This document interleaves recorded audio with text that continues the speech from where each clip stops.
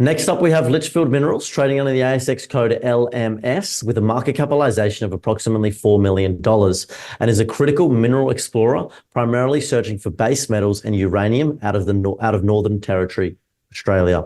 Presenting today is Matthew Pustahya, the Managing Director. Matthew, please take it away.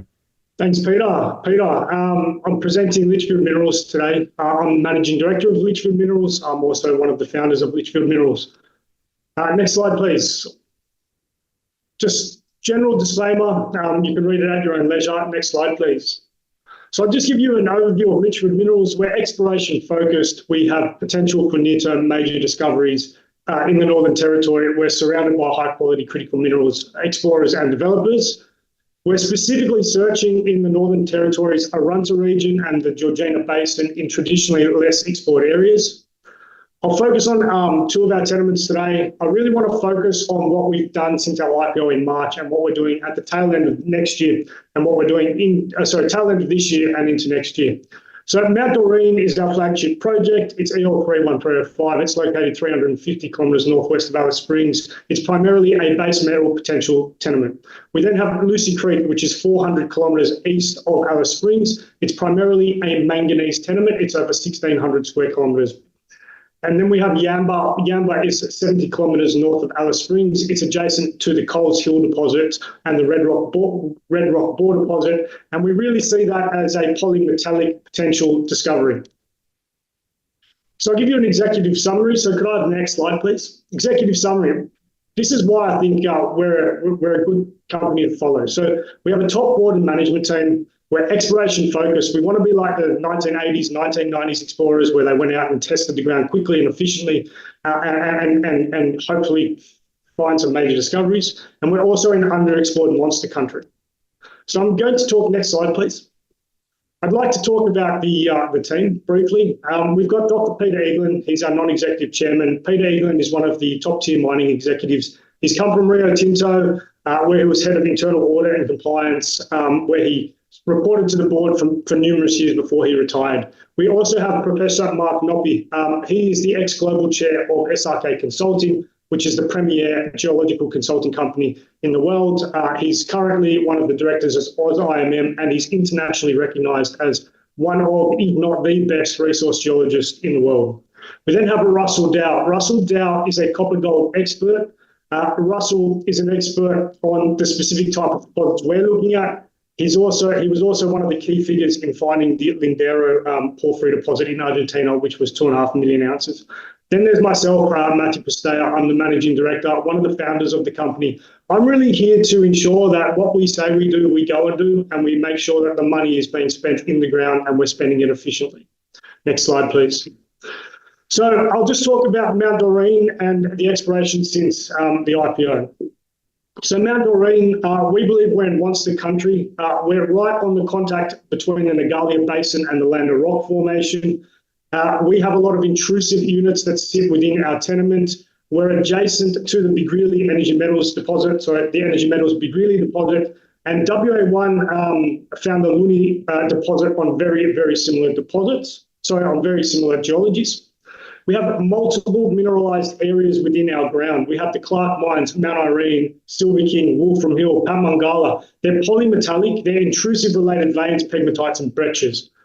We have really good infrastructure for Northern Territory. We are situated right on the Tanami Road. The Tanami Road is now fully sealed, 2-lane highway way past Wolfram Hill to where we are. So it only takes about 3.5 hours to get to now. We're also on a road to discovery. We've got a very good historical database.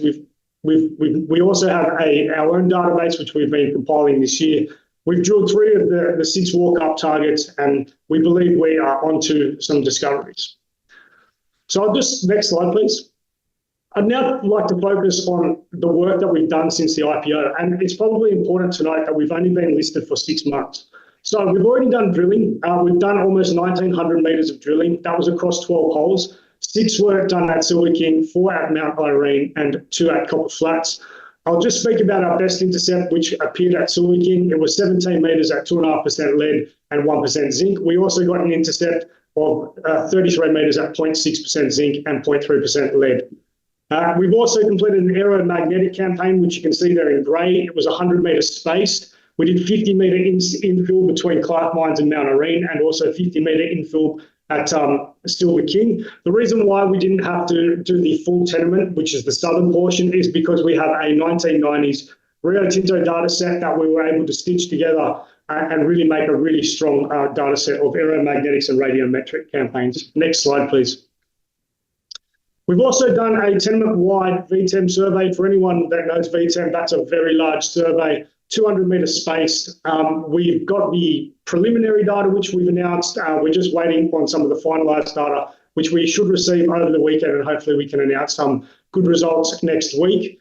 We've done induced polarisation, as you can see at Mount Irene and Copper Flats in the yellow outlines. We've done 17 lines of gradient array and 4 lines of pole dipole across the Copper Flats area, and we've done 10 lines of gradient array at Mount Irene.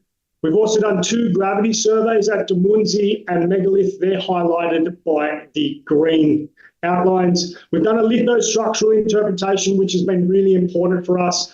A lithostructural interpretation is basically a structural geologist looks at all of the available data and basically creates a report which shows us where all the key structures are and where all the structures are, where the contact zones are and what the geologies are, and timing and aging. That's been really helpful. When you marry it up with our VTEM data, which I'll show you a couple of slides down, you can actually see that they marry up perfectly. So new targets, let's quickly talk about the new targets, preliminary VTEM results. What's probably most important to note on this screen are the red dots. Those are our late time conductors. 5 out of those 7 late time conductors are at new areas which we didn't know were mineralized, which is really good. We've got another 50 sort of anomalies or conductors that are mid to late time, which is looking pretty interesting. So basically, a conductor is typically indicative of a semi-massive or massive sulfide deposit. So we're really looking forward to drill them. And what's happening next in this area and what we're doing into the end of the year is we're going to do ground EM surveys to further define these targets. And then we're planning on drilling around 2,000 metres into the end of this year. So let's talk about Lucy Creek now. Lucy Creek for us is potentially a bit of low-hanging fruit. It's 400 kilometres east of Alice Springs up to Plenty Highway. It's primarily a manganese deposit. It's over a very large area, 1,600 square kilometres. The two most prominent areas are Lucy Creek 2 and the Halfway Dam areas. Lucy Creek 2, the manganese oxide extends for about 1 square kilometre. That's been drilled with some auger drilling. What I was showing at that area was down dip extensions, down to about 18 metres, up to 3 to 11% manganese. Whilst the manganese grade is quite low for sedimentary manganese deposits, why it excites us is because we've got over 200 shows of manganese across this tenement. I've only highlighted 7 here, and we're quite bullish that we will be able to find a sedimentary manganese deposit here. The target style of deposit we're looking to go for here is that Botu Creek style of deposit. There's one over to the west of us up the Tennant region. It's a 20 million tonne deposit at 22%, and OM Manganese have mined that out in 2021. The interesting part about that is that originally, like Lucy Creek, they thought Botu Creek was probably superficial mineralisation. They then did an EM survey. They thought they were onto base metals, and what they actually found was some pretty nice seams of high-grade manganese. Next slide, please. Given we've got 1,600 square kilometres of manganese, it's very important that we narrow down our search. And how did we do that? We employed a gentleman called Neil Pendock. He's one of the well-renowned experts of stencil processing. And what Neil was able to do was put a couple of slides together, a couple of layers together that really pinpoint on where we should be focusing our attention. So what you're looking at here is a methane, CO2 and UV layer that come from the satellites above.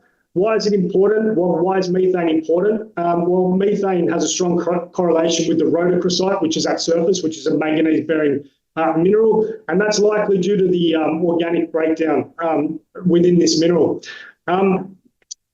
Also, CO2 is quite important as well because within rhodochrosite, it's a manganese carbonate. So CO2 is likely produced through the weathering process. So when you put these all together, you can actually see on the map where we should be looking. And UV fluorescence is really good for mapping the superficial outcrops of this manganese. What's really important is halfway down Lucy Creek to MRA 79 and between location 44 and location 50, and that's where we'll be searching. Just because I'm running out of time, I'll probably go into what we are looking to do next year and into this year. Could you please go to the next slide? So what does the next 3 months look like for us? We're doing VTEM modelling. We're ahead of the curve. We should hopefully have all of that finalised next week.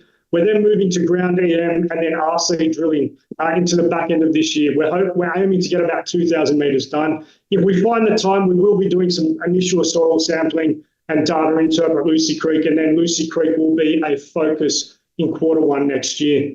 And look, I'm happy to take any questions. I've strategically stayed away from geological stuff and just tried to show you how active we've been in the field. Matthew, thank you so much for the presentation. We do have some questions. So just the first one in relation to the specific goals for the exploration at Mount Doreen tenement for the next 12 months. Yeah, look, the specific goals of the exploration of a Mount Doreen tenement is to really work out if there is an economical resource at that area. The reason being is we kind of have a tonnage that we think we need to meet to commercialise a project within where that area sits, given that it is 350 kilometres away from Alice Springs and in NT. So what we're trying to do is go out there quickly and define that resource and basically fail quickly or succeed quickly. So Matthew, can you elaborate on the potential of the 5 polymetallic prospects, Silver King, Mount Irene, Wolfram Hill, Clark Mines, and Pat Mungula, Yep. and any recent discoveries from these? Yeah, look, what's really important to note is that all of those areas you just mentioned are outcropping on our tenement, and only 30% of our tenement is outcrop, 70% is undercover. So what we're looking for are those late-time conductors, which we appear to have found with that VTEM survey, which show new areas which could be quite large. What we learned from the drilling is that whilst these areas are mineralised, potentially some of those structures might not be economic and might not fit our model. However, what we noted was there was a lot of massive sulphide within it. So that's why we went to the VTEM survey, and now we feel like we're onto some winners with some of these VTEM surveys, some of these VTEM conductors, and we will release some news next week to the market around this. Matthew, we look forward to hearing about the news. Thank you for the presentation. Have a great weekend. Thank you very much. I appreciate it. Thank you.